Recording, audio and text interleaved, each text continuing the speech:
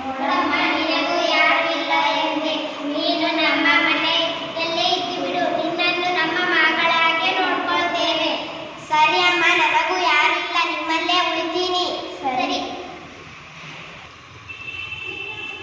ಅಮ್ಮ, ಏನು ಯೋಚಿಸುತ್ತಿದ್ದೀರಿ? ಈ ವರ್ಷ ಮಳೆಗಾಲದ ಕಾರಣದಿಂದ ಕ್ಷಾಮ ಬಂದಿದೆ. ಊಟಕ್ಕೆ ಏನು ಮಾಡಬೇಕೆಂದು ಗೊತ್ತಾಗ್ತಾನೇ ಇಲ್ಲ. ಚಿಂತಿಸಬೇಡಿ ಅಮ್ಮ, ನನ್ನನ್ನು 3 ದಿನ ಒಂದು ಕೊಠಡಿಯಲ್ಲಿ ಬಿಡಿ. ನನಗೆ ಊಟವನ್ನು ಬಾಗಿಲ ಬಳಿ ಇಟ್ಟರೆ ಸಾಕು. ರಾತ್ರಿ ಹೊತ್ತು ಬಂದು ತಿನ್ಕೋತೇನೆ ಮತ್ತು ನಿಮಗೆ ಪೀತಾಂಬರ ತೆಗೆದುಕೊಡುತ್ತೇನೆ. ಸರಿ, ಹಾಗೆ ಮಾಡಮ್ಮ.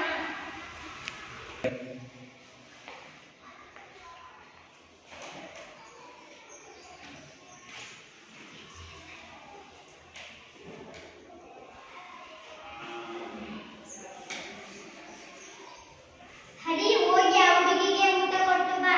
ಸರಿ ಅಮ್ಮ.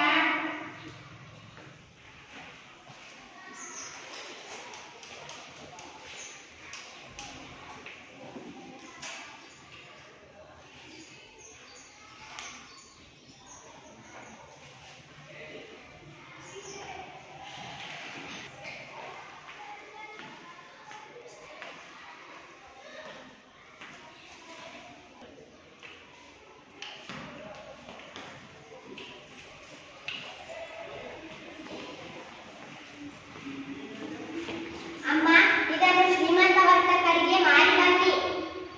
ಅಡಿ, ಇದನ್ನು ಮಾಡಿ ಬಾ. ಮನೆಗೆ ಬೇಕಾಗುವ ಸಾಮಗ್ರಿಗಳನ್ನು ತೆಗೆದುಕೊಂಡು ಬಾ. ಸರಿ, ಆಗಲಿ ಅಮ್ಮ.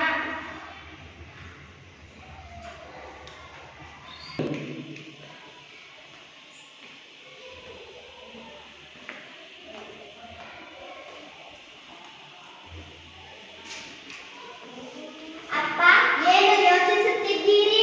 ಮತ್ತೆ ಈ ವರ್ಷವೂ ಮಳೆಯೇ ಇಲ್ಲದ ಬರಗಾಲ ಬಂದಿದೆ. ಏನು ಮಾಡುವುದು? ಅಪ್ಪ, ಚಿಂತಿಸಬೇಡಿ. ನನ್ನನ್ನು 3 ದಿನ ಒಂದು ಕೊಠಡಿಯಲ್ಲಿ ಬಿಡಿ. ಊಟ ಬಾಗಿಲ ಬಳಿ ಇಟ್ಟರೆ ಸಾಕು. ಸರಿ.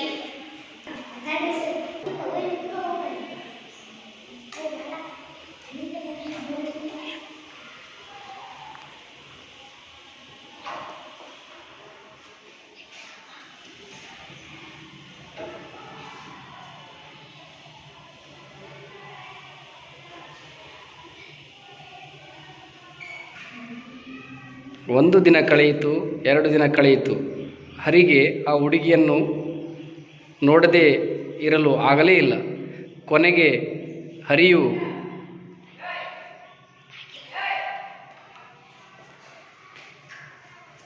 ಅರೆ, ಇಲ್ಲಿ ಚಿನ್ನ ಬೆಳ್ಳಿ ದಾರ ಕುದಿಸಿಕೊಂಡು ಒಂದು ಕೊಕ್ಕರೆ ಪೀತಾಂಬರವನ್ನು ನೇಯುತ್ತಿದೆ. ಹರಿ, ನಾನು ಬೇಡ ಎಂದರೂ ನೀನೇಕೆ ಒಳಗೆ ಬಂದೆ? ಈಗ ಎಲ್ಲ ಹಾಳಾಯ್ತಲ್ಲ.